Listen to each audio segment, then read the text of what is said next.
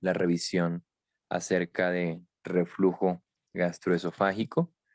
Es para presentarles a las dos ponentes.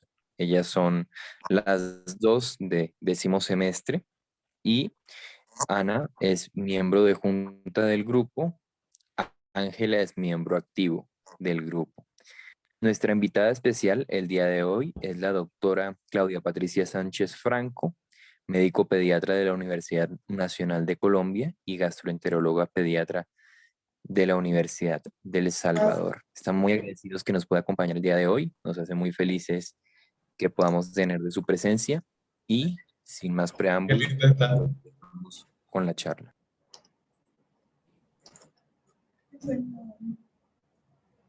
Listo, muchas gracias, Edu. Entonces, vamos a dar inicio a la charla.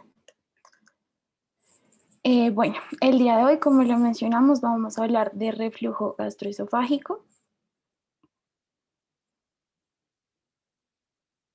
Esta fue la bibliografía que utilizamos. El primero fue el artículo recomendado de la semana, que lo compartimos por el grupo de interés en Instagram, y el segundo son las recomendaciones que da la Asociación Americana y Europea de gastroenterología pediátrica acerca pues del abordaje y del tratamiento en chiquitos de reflujo gastroesofágico. Bueno, este va a ser el contenido que vamos a dar el día de hoy. Primeramente vamos a presentar unos casos, que la idea es pues que al presentar estos casos y durante la presentación pues ya tengamos como las bases para irlos pensando y al final pues dar la resolución de estos. Vamos a hablar acerca de definiciones, epidemiología, fisiopatología, la clínica, el diagnóstico, el tratamiento. A lo último resolveremos los casos y ya a lo último daremos unos mensajitos para llevarse a la casa.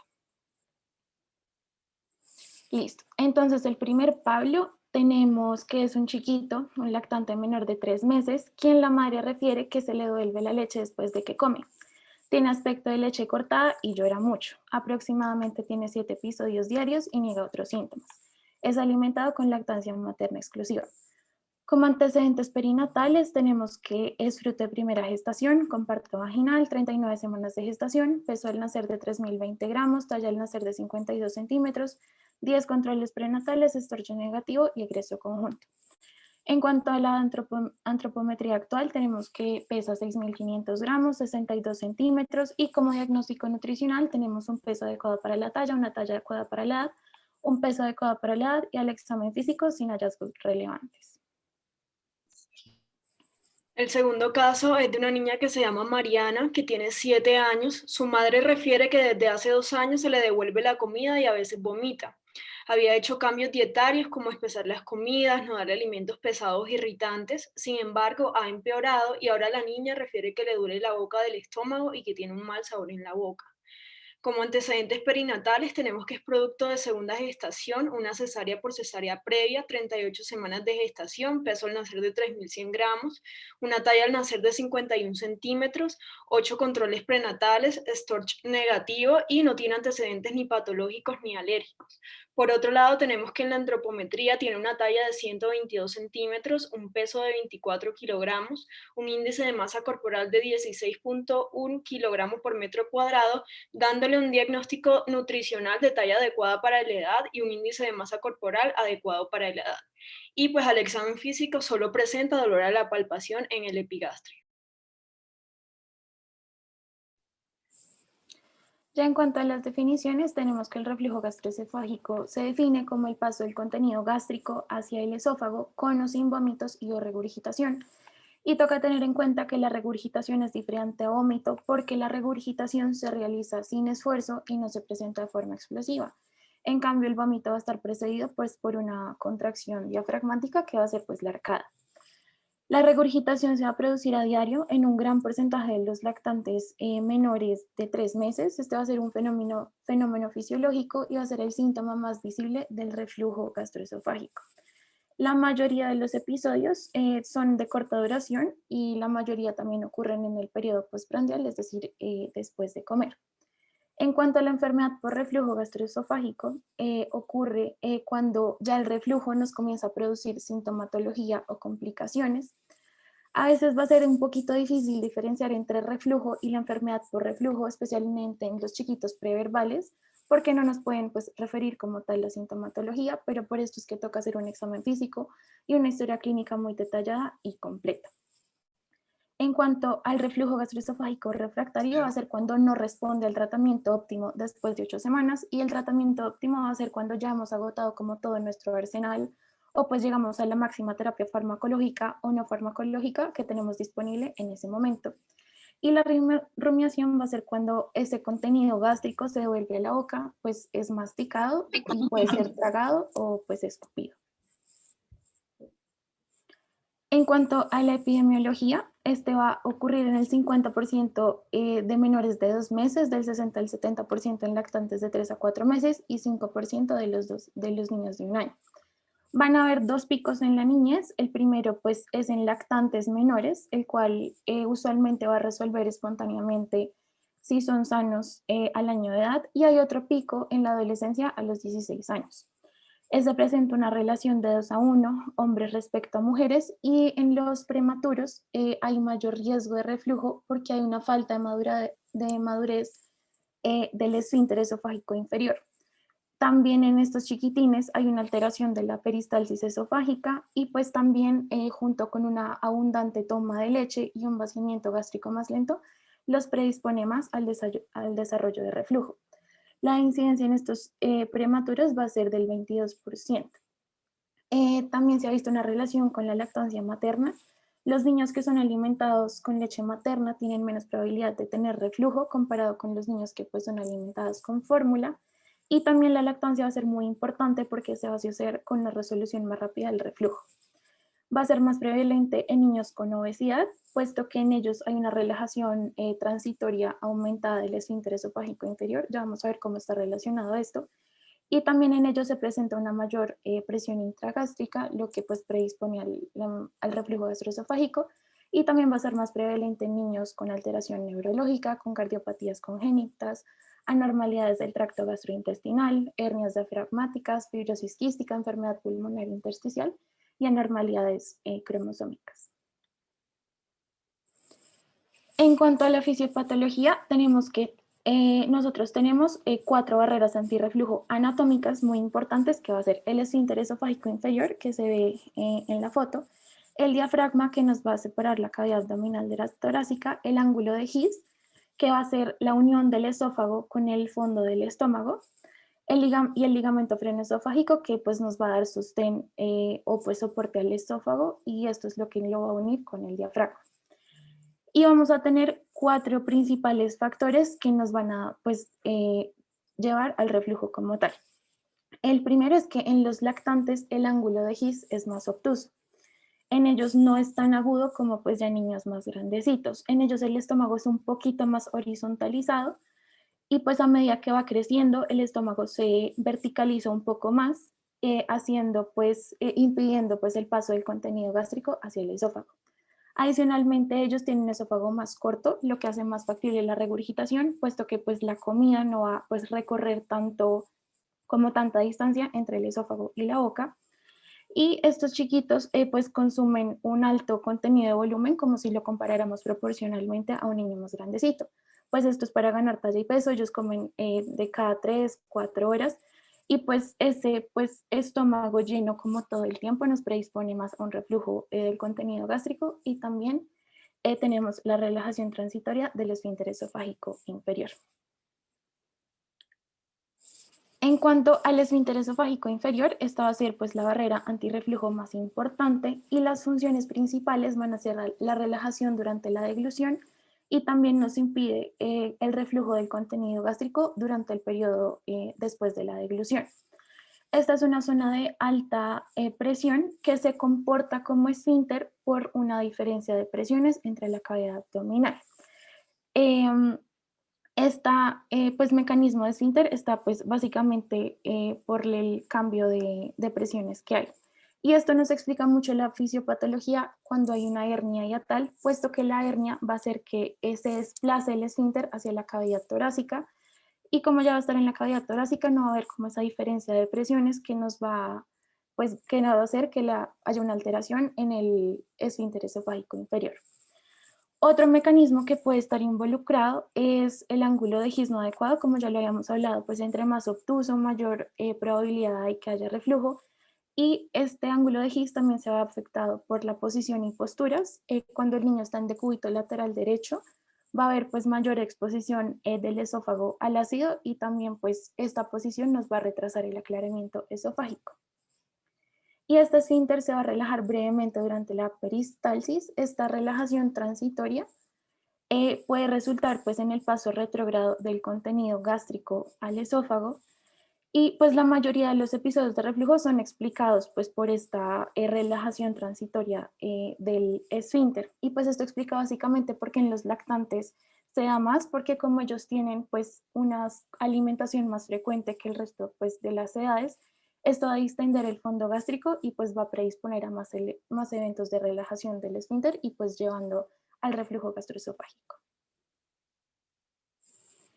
Vamos a tener dos barreras principales para evitar el daño cuando ya hay como tal ese reflujo. El primero va a ser el clearance, que es cuando una vez ya entra pues ese contenido hacia el esófago y se está refluyendo, ese bolo alimentario genera como una distensión de la pared en el esófago que nos va a estimular receptores y que nos va a llevar a que haya una peristalsis. Esta peristalsis secundaria va a permitir como que se limpie este material refluido y esta onda de peristalsis va a prevenir el daño de la mucosa porque pues el bolo como tal no va a estar como tanto tiempo en contacto al esófago. Y otra barrera que pues se va a desarrollar es que cuando se refluye un contenido ácido se va a liberar saliva alcalina que pues va a neutralizar un poco ese contenido ácido. Y ya cuando tenemos que todos estos mecanismos de barrera para evitar daños son insuficientes y lo combinamos con un retraso del vaciamiento, con una alteración pues, anatómica, es cuando este reflujo se nos va a convertir en una enfermedad por reflujo gastroesofágico. Bueno, entonces en cuanto a las manifestaciones clínicas, estas las vamos a poder dividir según los grupos de edad. Entonces en lactantes menores de 1 año vamos a tener que son manifestaciones bastante inespecíficas, como son la regurgitación, el vómito, la irritabilidad, la anorexia y el rechazo a la alimentación. Otras manifestaciones clínicas que ya constituirían signos de alarma y por lo tanto ya no hablaríamos de una enfermedad por reflujo gastroesofágico normal son la inadecuada ganancia pondoestatural, la disfagia, la tos, sibilancia, ronquera y estridor. En niños entre 1 y 5 años están presentes la regurgitación, el vómito, el dolor abdominal, la anorexia, el rechazo a la alimentación y como signo de alarma el fallo de Medro. Y en mayores de 5 años y adolescentes, estos síntomas van a ser ya más parecidos a los de los adultos. Entonces va a presentar una pirosis con sin regurgitación, dolor retroesternal, dolor epigástrico, náuseas, tos nocturna, sibilancias, odinofagia, erosiones dentales y como signos de alarma, disfagia y neumonía recurrente. Aquí pues quiero mencionar algunas manifestaciones clínicas que no mencioné anteriormente, que pues aquí no se dividen entre el grupo etario, sino si son generales gastrointestinales o de la vía aérea. Una de estas es el síndrome de Sandifer, que se va a presentar, es un trastorno neuroconductual que va a cursar con esofagitis, anemia y opistótonos. Entre los síntomas gastrointestinales encontramos la esofagitis, el esófago de Barrett y la hematemesis, y uno importante de la vía aérea que es el asma. Bueno, entonces pues los signos de alarma son los que van a alertar al profesional de la salud a hacer una investigación más exhaustiva y para buscar complicaciones que puedan estar asociadas a la enfermedad por reflujo gastroesofágico u otros trastornos subyacentes que puedan también tener vómito o regurgitación principalmente. Entonces, entre los generales encontramos la pérdida de peso, la letargia, la fiebre, el dolor o irritabilidad excesiva. Esto puede ser manifestación de muchas enfermedades sistémicas como infecciones, la disuria que nos va a orientar hacia una infección del tracto urinario. Una muy importante que es que si la regurgitación o el vómito empiezan después de los 6 meses o persiste después de los 12 y 18 meses, eso nos hace pensar que es un diagnóstico alternativo a la enfermedad por reflujo gastroesofágico. Entre los neurológicos encontramos que un aumento de la presión, pues una fontanela bombada o un perímetro cefálico que está aumentando rápidamente nos va a sugerir una presión intracraneal aumentada que puede ser por meningitis, un tumor cerebral o hidrocefalia. También están las convulsiones o la macro y microcefalia.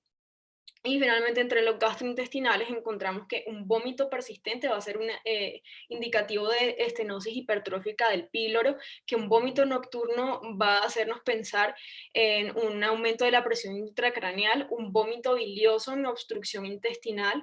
La hematemesis se puede presentar en la enfermedad por reflujo gastroesofágico cuando hay enfermedad acidopéptica. También está la diarrea crónica, la rectorragia y la distensión abdominal. En cuanto al diagnóstico, la historia clínica y el examen físico completo van a ser la piedra angular del diagnóstico. Usualmente no se van a necesitar pues más estudios aparte de esto. Van a ser fundamentales para también distinguir entre el reflujo gastroesofágico y la enfermedad por reflujo gastroesofágico. Y como lo decían ahorita, va a ser muy importante para pues evaluar la presencia de banderas rojas que nos van a sugerir otros posibles desórdenes aparte de la enfermedad por reflujo gastroesofágico. Ya cuando el diagnóstico sí es ambiguo, se sospechan complicaciones, pues se debe recurrir a los exámenes complementarios.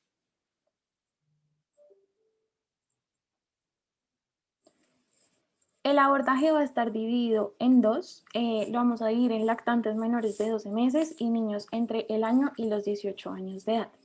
En cuanto a los lactantes menores, va a ser muy importante la historia clínica. Siempre debemos indagar acerca de la edad del inicio de síntomas, hacer una historia completa de alimentación, es decir, cuánto dura el tiempo de alimentación, el volumen de cada alimentación, la fórmula, la calidad, cómo está mezclando la madre la fórmula, si se restringe ella algún alergeno o si le restringe al chiquito algún alergeno. El patrón de la regurgitación o vómito, es decir, si este es nocturno, si ocurre después de comer, si lo que regurgita es digerido o no digerido, los antecedentes familiares desencadenantes del ambiente. Se ha visto que el humo del tabaco pues de segunda mano se relaciona con el reflujo. Cómo ha sido la trayectoria del peso y la talla, esto va a ser muy importante. Siempre toca pues hacer el diagnóstico nutricional del niño, pues evaluar cómo si ha ganado peso, si ha crecido. Y preguntar si la madre ha hecho alguna intervención farmacológica o dietaria previa y siempre evaluar las banderas rojas. La mayoría en los lactantes va a ser benigno, pero pues algunos lactantes sí se van a meritar de estudios adicionales. Y de verdad lo más importante para que se lleven pues de esta charla va a ser que en ausencia de banderas rojas y si el niño pues está ganando peso, está ganando talla y no tiene ninguna alteración en su neurodesarrollo, no se van a necesitar ningún tipo de ayudas diagnósticas o tratamientos. Y pues toca tener muy en cuenta que pues en este grupo de edad va a haber mucha presión por los padres porque ellos van a pensar que su chiquito está enfermo, que está regurgitando mucho, pero pues siempre toca ser muy enfático en explicarles por qué está sufriendo reflujo y que pues en la mayoría va a resolver entre los 6 y 1 año de edad. Ya en los niños mayores de 1 año a 18 años ya va a ser un poquito diferente porque el inicio de la enfermedad por reflujo después de los 6 meses o la persistencia luego de los 12 meses nos va a aumentar la posibilidad de un diagnóstico alternativo a reflujo. Entonces, pues aquí pues el objetivo de los estudios adicionales va a ser descartar patologías que imiten el reflujo gastroesofágico. Uno de los exámenes que está indicado hacer pues las vías digestivas altas. Esto básicamente es una radiografía de esófago, estómago y duodeno contrastada. Sin embargo, no es sensible ni específica para el diagnóstico de reflujo, porque no va a reflejar la frecuencia del reflujo pues en condiciones normales fisiológicas, sino solo el momento del examen y solo va a ser pues útil para detectar alguna alteración anatómica. Va a estar indicado en niños con signos de alarma o pacientes con una sintomatología muy intensa que no respondan al tratamiento tradicional, en niños con cirugía antirreflujo que sigan sintomáticos y pues esto no nos va a proveer información acerca de la función del esófago ni nos genera un diagnóstico, solo nos va a hablar de una alteración anatómica y podemos detectar alteraciones como fístulas, hernias, una malrotación, estenosis, páncreas anular y membranas. En cuanto a la pHimetría, esta va a tener una sensibilidad del 50% y una especificidad del 82% para el diagnóstico de la enfermedad por reflujo. Va a ser un estudio que básicamente pues es introducir una sonda por vía nasal, y en esa sonda se tienen electrosensores de pH que van a detectar pues el pH de lo que se está refluyendo. El objetivo de esto es pues capturar y analizar todos esos eventos de reflujo ácido que son menores a 4. Puede evaluar pues en qué momento ocurren los episodios, porque pues se debe anotar durante el examen cuando el niño está comiendo, cuando está acostado, durmiendo, despierto, y ya a la hora de analizar este examen se va a correlacionar pues los hallazgos que se tuvo durante el examen pues a lo que estuvo haciendo pues ese día el niño. Sin embargo, pues esto no va a captar pues reflujos que no sean ácidos. Y lo que se va a obtener de la pHimetría va a ser el número total de episodios de reflujo, los números de reflujos mayor a 5 minutos, el índice de reflujo, que va a ser pues el porcentaje del total del registro en el que el pH pues es 4. Se considera anormal si es mayor a 7 y normal menor a 3. Esta va a ser útil para evaluar la respuesta al tratamiento antisecretor, determinar la asociación temporal entre el reflujo y la frecuencia de algún síntoma. En cuanto a la impedanciometría, va a ser un estudio que básicamente mide los movimientos de fluidos, sólidos y aire en el esófago. Lo que hace es medir los cambios de impedancia o la resistencia que se tiene entre los diferentes electrodos que se colocan en la sonda del catéter, en la sonda que se introduce a nivel esofágico. Cuando hay un evento de reflujo, pues va a haber un cambio de esa resistencia, y con esto se va a poder calcular la dirección y velocidad del bolo que se está refluyendo. También nos va a distinguir entre pequeños volúmenes refluidos y pues el tipo del contenido. Ya cuando se combina la impedancia con la pHimetría, nos va a dar información adicional.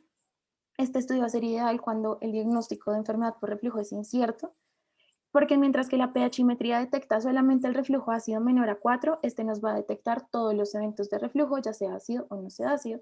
Entonces nos permite también detectar la altura del material que está refluyendo, hasta donde llega a nivel del esófago, el contenido y la dirección del material. Va a ser un buen examen para evaluar la severidad y pronóstico y correlacionar la sintomatología con los eventos ácidos y no ácidos de reflujo, y también evaluar la respuesta que se está teniendo al tratamiento. La manometría esofágica va a ser también un examen que se realiza pues metiendo un catéter que tiene sensores, y lo que nos va a hacer es medir el peristaltismo esofágico, la presión del esfínter inferior y superior y la coordinación entre estas dos estructuras durante la deglución, y pues va a ser súper ideal para valorar las alteraciones de motilidad esofágica. Va a estar indicado cuando se sospecha algún desorden de motilidad, falla en la supresión de ácido, determinar la posición del esfínter esofágico inferior y confirmar diagnósticos de desórdenes motores. Cuando se combina la impedancia con la manometría, se va a poder cuantificar la proporción de relajaciones transitorias del esfínter que se puede asociar al movimiento del bolo que se está refluyendo, pero no va a ser predictivo de la enfermedad por reflujo gastroesofágico.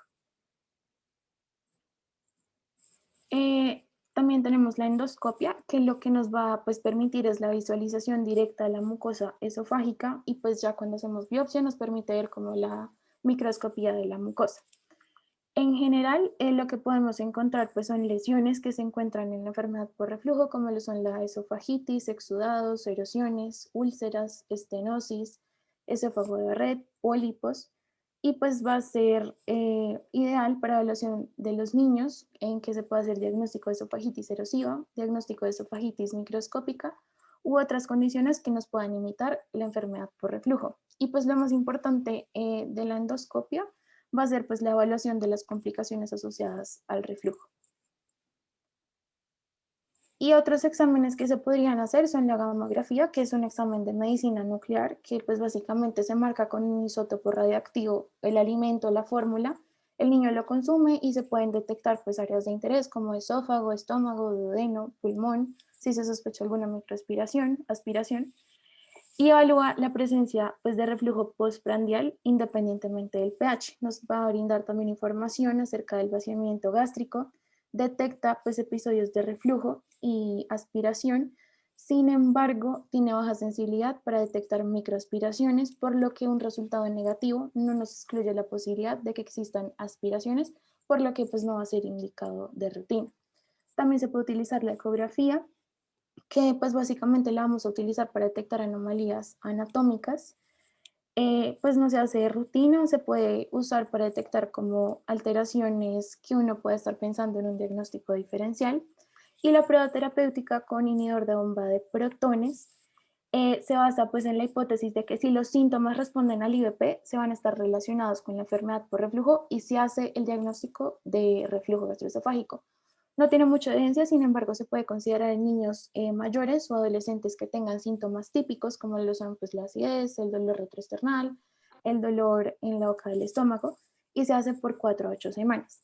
Pero no se debe hacer nunca en lactantes o pacientes que tengan síntomas extradigestivos. Bueno, entonces siguiendo con el diagnóstico diferencial, tenemos que en los recién nacidos y lactantes hay que buscar enfermedades que también tengan vómito y regurgitación repetitiva, como son la hernia hiatal, la estenosis hipertrófica del píloro, las malformaciones anatómicas congénitas o adquiridas, como son la malrotación, la atricia o la estenosis, las alergias alimentarias, incluyendo la alergia a la proteína de leche de vaca, enfermedades metabólicas o errores innatos del metabolismo.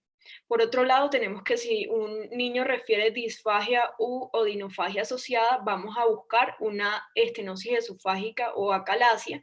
Y entre otras encontramos las patologías respiratorias que se van a presentar de forma no tan habitual, pero van a ser causadas principalmente por dos cosas. La primera va a ser por una aspiración directa del esófago, una aspiración directa del árbol respiratorio, y la segunda es que puede haber una estimulación, una respuesta refleja por el estímulo que se da por el paso del contenido gástrico hacia el esófago, que va a activar los receptores en el esófago y va a estar mediado por el nervio vago.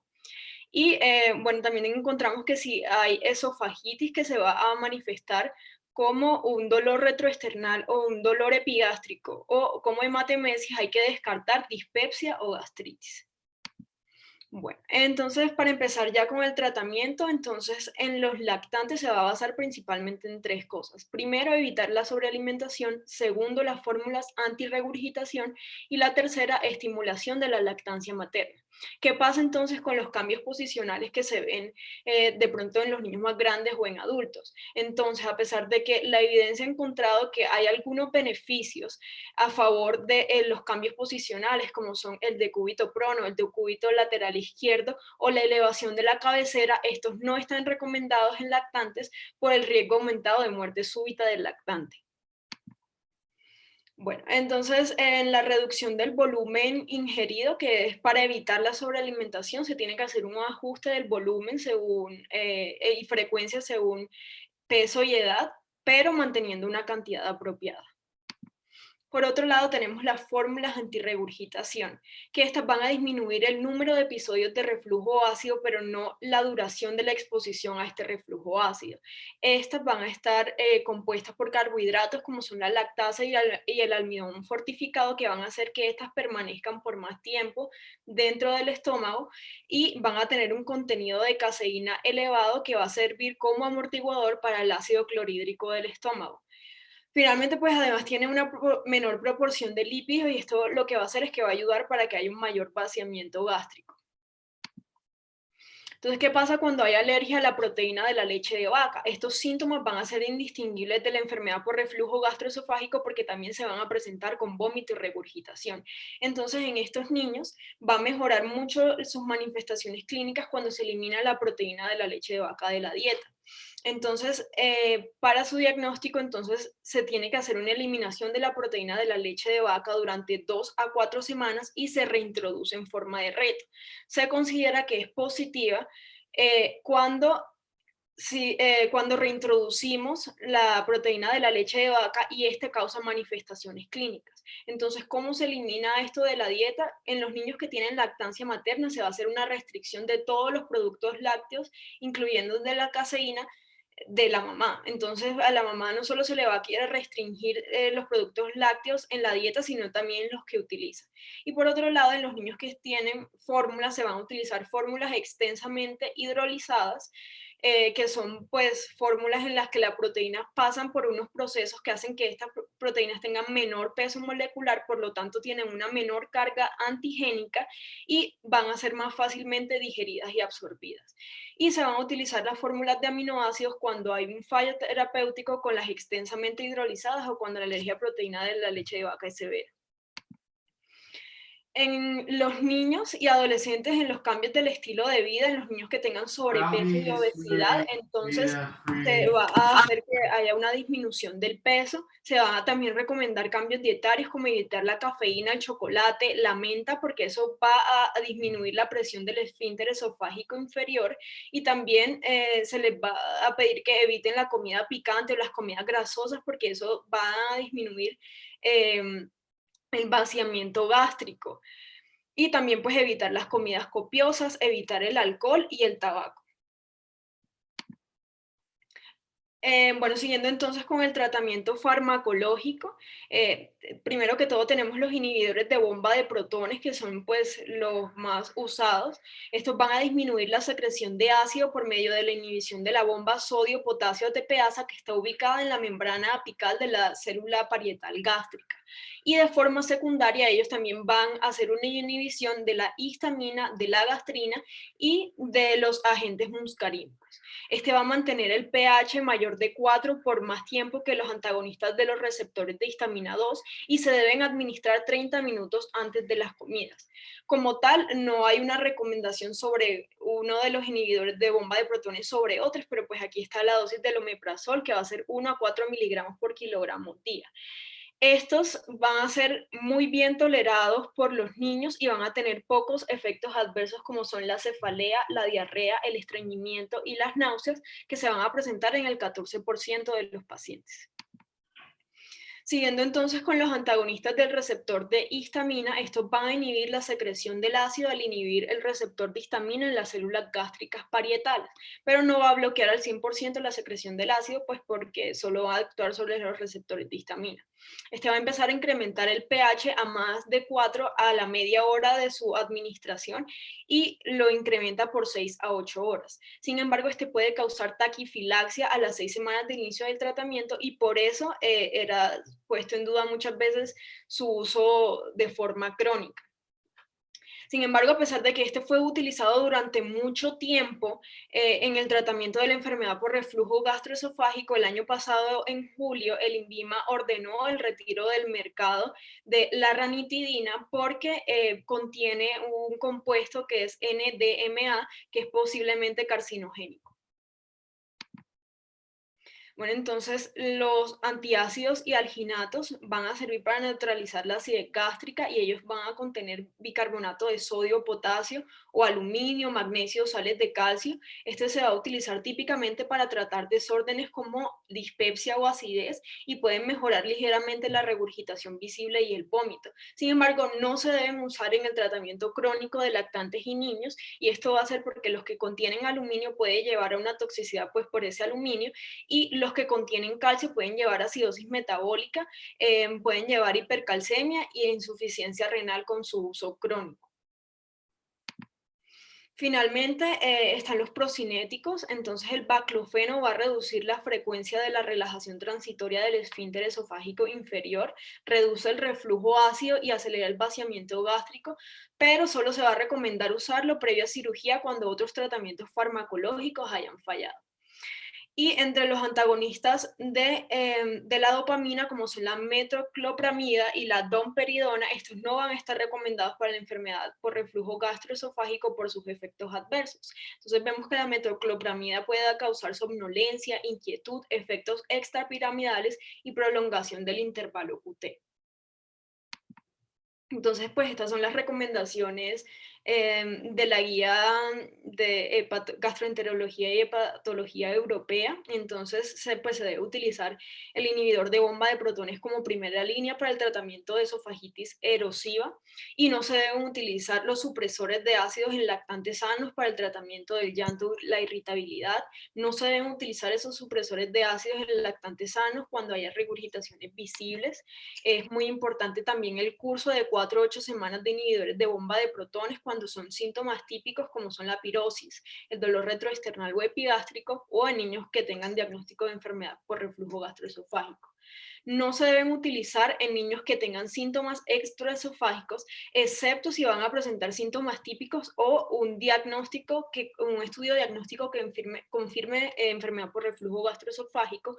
Se debe hacer una evaluación periódica de la necesidad de la supresión de ácido a largo plazo y se debe evaluar la eficacia del tratamiento y la exclusión de diagnósticos diferenciales en lactantes y niños que no respondan a una terapia médica óptima después de 4 a 8 semanas. Ya para finalizar con el tratamiento quirúrgico, entonces la cirugía antirreflujo solo se va a realizar cuando los otros métodos hayan fallado para el tratamiento o para tratar las complicaciones que estén asociadas a la enfermedad por reflujo gastroesofágico.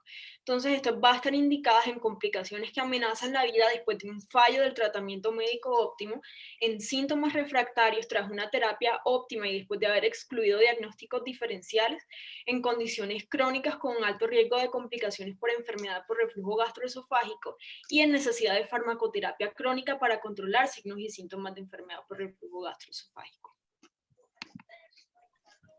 Y ya para finalizar, pues tenemos que Pablo, pues como vimos al principio, el niño solo presentaba reflujos postprandiales, tenía una buena ganancia y talla de peso, es un lactante menor y no presentaba signos de alarma, por lo que podemos llegar a la conclusión que se trata de un reflujo gastroesofágico y lo único que vamos a hacer es darle recomendaciones a la madre de evitar la sobrealimentación, disminuyendo el volumen, controlando que no se esté sobrealimentando, que las tomas no sean muy abundantes y recomendar una buena técnica de sacado de gases, pues una vez terminada la alimentación, colocar al niño pues sobre el hombro, pues sentado, darle palmaditas pues en la espalda para que saque todos los gases de 15 a media hora.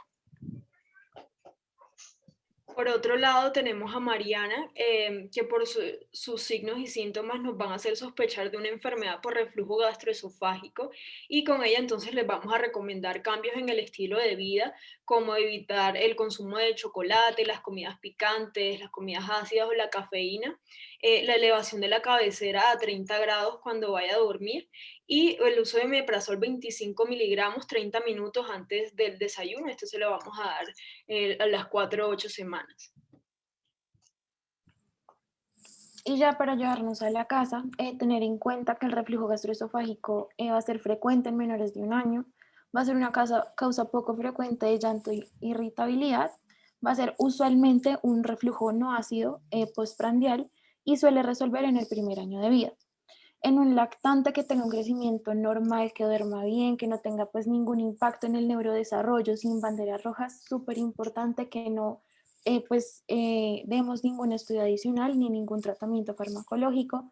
Además que en estos chiquitos los supresores de ácido pues no va a disminuir el reflujo y no echarle la culpa siempre al reflujo gastroesofágico por un síntoma respiratorio o laringio, que es a veces lo que están haciendo, o sea, lo que a veces hacen algunos pues profesionales que dicen que el síntoma respiratorio se debe al reflujo. Siempre caracterizar súper bien a los pacientes, diferenciar con los trastornos funcionales y siempre seguir con la lactancia materna y fomentarla. Y ya eso era todo. Muchísimas gracias.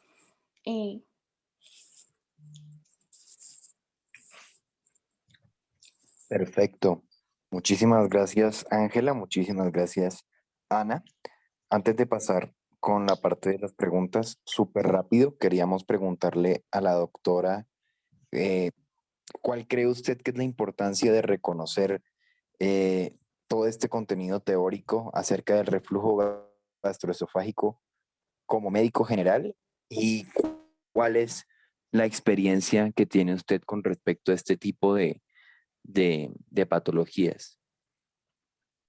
Bueno, no, primero permíteme felicitar a Ana y Ángela por la charla, de verdad que muy linda charla, es un gusto para cualquier docente, creo, ver cómo ustedes siendo estudiantes de pregrado pueden tomar este contenido que es, pues, digamos, de contenido de su especialidad y entenderlo también y explicarlo de una manera tan clara. Así que las felicito a las dos porque la charla está muy linda. Pues es como la primera cosa, realmente se siente uno muy orgulloso y muy feliz de escuchar esta charla de parte de ustedes.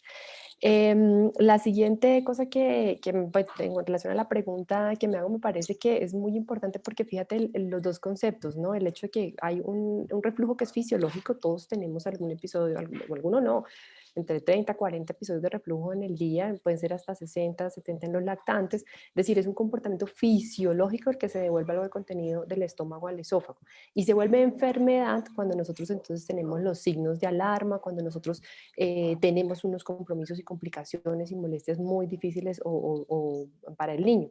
Entonces, ¿por qué es importante reconocer cuándo deben alarmarse, cuándo puede empezar a actuar? Porque digamos que tenemos mucha información y además muchos medicamentos. Tenemos medicamentos, por ejemplo, someprazol que viene desde 2.5 miligramos, a uno le puede dar a dosis hasta un lactante, bebé recién nacido, si, digamos que y hay indicación para usarlo, claro, hay una indicación para usarlo. Tenemos niños que muy tempranamente lo tienen y son patológicos, como por ejemplo los niños con atresia esofágica, que son niños que tienen alto riesgo de un reflujo de difícil manejo.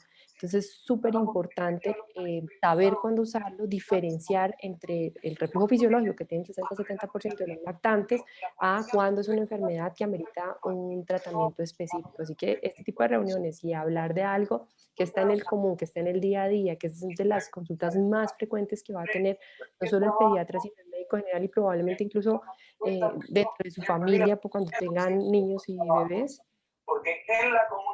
van a tener muchas consultas incluso de pasillo, de que le preguntan, oye, el niño vomita mucho, y diferenciar entre qué es vómito y qué es regurgitación, los conceptos iniciales de los que ellos hablaban es muy importante, porque no es lo mismo que un niño vomite 10 veces a que regurgite 7 veces, que es una cosa absolutamente normal. Entonces, es importante para que ustedes sepan cuándo aplicarlo, sobre todo esto que hablaban ellas con mucha propiedad, las banderas rojas, tenerlas ustedes presentes para ampliar estudios, para iniciar tratamientos, es muy importante.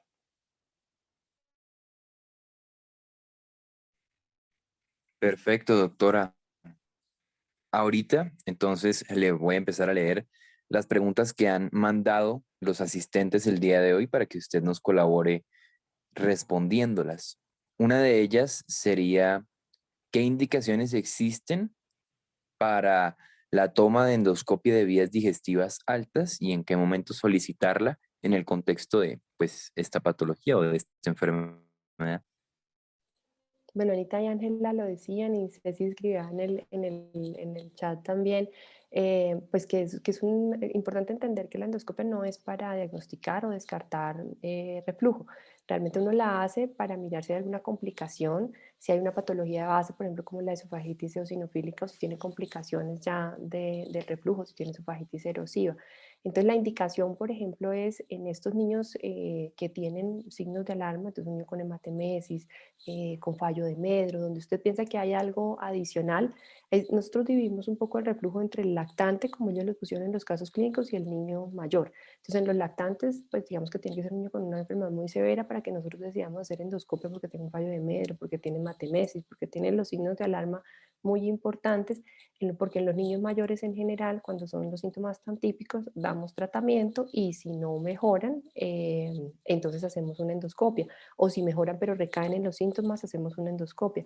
O si de entrada es un niño con signos de alarma, con fallo de Medro, con una larga evolución de los síntomas, por ejemplo, llevo 4 años vomitando y con regurgitaciones y agrieras, si ya le han dado tratamiento previo, hay indicación de hacer la endoscopia.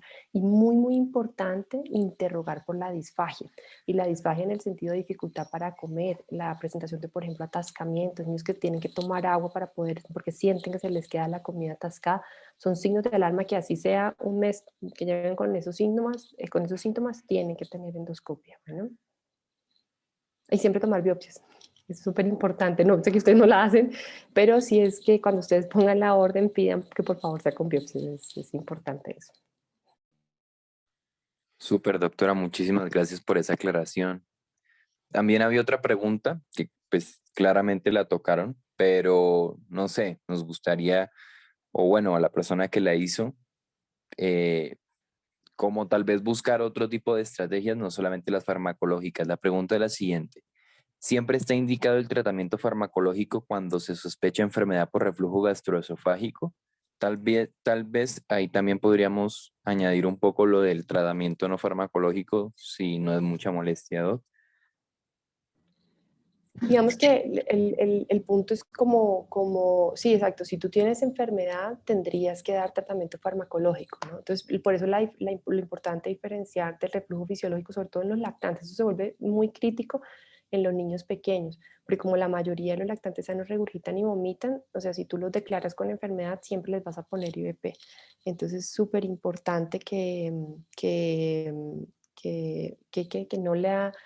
no le den, o sea, que no se vayan con la idea de que, ay, como vomita mucho, como regurgita mucho, y la mamá está muy molesta, y entonces yo digo que es enfermedad, entonces le voy a dar IVP, porque digamos que cuando uno diferencia estos grupos de tratamiento, casi que nunca le damos tratamiento farmacológico a los lactantes, o sea, hay un grupo muy especial de lactantes con enfermedad que requieren tratamiento. Pero nosotros podemos tener niños con enfermedad por reflujo porque realmente el síntoma es molesto, porque están vomitando mucho, vomitando, no regurgitando mucho, y lo que hay que hacer es lo que explicaban Ángela y Ana en los algoritmos, y es, hombre, hay que evitar la sobrealimentación, hay que interrogar, porque hay niños que en la leche materna la mamá produce muy bien y le están dando además una fórmula y el bebé es el vomitador feliz. Entonces, si vomita 3 veces, pero vomita las 3 veces que le dan fórmula que no necesita. Entonces, en ese grupo, como que no se lleven, quítense de la idea del farmacológico porque realmente es como una última, de hecho está indicado primero, por ejemplo, hacer una prueba terapéutica para alergia a la proteína de la leche de vaca antes de dar un IVP, ¿sí? Y en los niños grandes, sí, en los niños grandes sí es mucho más mucho más frecuente que lo utilicemos. Importante para cuando ustedes van a poner el tratamiento farmacológico, que estén seguros que no tiene signos de alarma, que sea un niño con buen peso, con buena talla, que no ha tenido hematemesis, que no tiene melenas y que no tiene disfagia, no atascamientos. Y de las medidas no farmacológicas, perdón que me preguntaban, yo hablo mucho, realmente pues son las que como que menos evidencia tienen o más, o sea, menos impacto tienen en el desenvolver la enfermedad. Es muy debatido, pero digamos que está bien, pero claramente el tabaco y el café, la exposición pasiva, por ejemplo, al tabaco lo empeora, entonces es una cosa que uno tiene que hablar con los padres y, por ejemplo, no acostar a los niños, sobre todo a los niños grandecitos, a los lactantes es muy difícil, eso es casi imposible no acostarlo antes de 2 horas porque se duermen comiendo, pero los niños grandes sí, esperar un tiempo de 1 hora, hora y media antes de acostarlos en la noche sobre todo. Listo, Doc. Y una última pregunta que le teníamos así súper rápida es la siguiente. En un lactante, ¿a partir de cuánto tiempo después del inicio del manejo se consideraría un signo de alarma que no haya resolución del reflujo? ¿O no hay un tiempo límite para la resolución? Sí, digamos que depende de lo que tú detectes. Entonces, si tú detectas que está como sobrealimentado, que le están poniendo, por ejemplo, que le están dando principalmente fórmulas lácteas, además de una buena lactancia materna, pues ahí es, digamos que tú lo puedes ver inmediatamente quitar la sobrealimentación. Y lo mismo, depende, por ejemplo, si es una alergia a la proteína de la leche de vaca y tú haces un cambio en la fórmula o una dieta de exclusión en la mamá, probablemente vas a ver digamos, la evolución de esto en 7, 10 días. O sea, el niño no es como que le empezaste la fórmula extensamente hidrolizada o la dieta de la mamá y al día siguiente ya no vomitó más, no.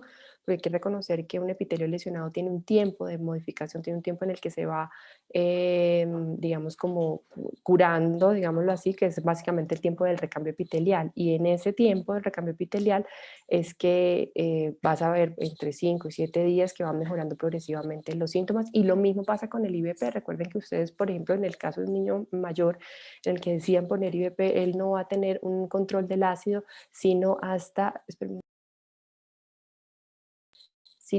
dentro de una completa inhibición del ácido, por ahí hasta 48 horas después de iniciado el medicamento. Entonces eso significa que de ahí a la curación mucosa pueden pasar entre 5 y 7 días.